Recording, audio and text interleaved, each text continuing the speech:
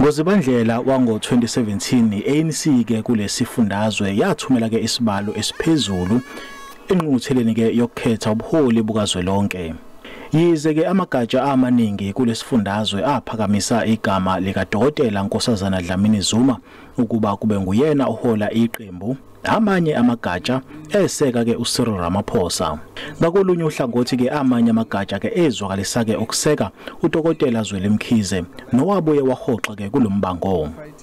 Umhlaziyi wezombusazwe usolwazi ubheka imngomezulu ukholwa ukuthi iqembu esifundazweni alikakwazi ke ukuxazulula ke izinkinga zokungaboni ngasolinye.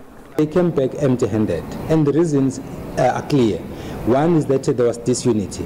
So if you go to a war not united, you will be facing the enemy and then you'll find yourself bleeding from the back, only to find that you've been stabbed by your own quote-unquote comrade. Ofundisa enyuvesi yakwaZulu Natal uDokotela Fikile Vilakazi uthi iqembu esifundazweni liya ngokuya lilahlekelwa ke amandla alo.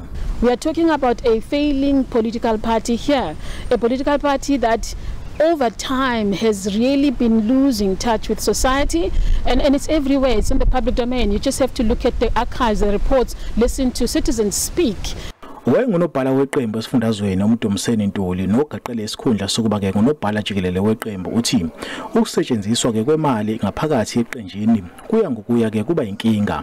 Thina njengabazabalazi enye izinto ekufanele sizabalazele ukwehlula inkanuko zemali. Ngoba mangabe singakwazi ukuhlula inkanuko zemali izwe liyophuma esikolweni.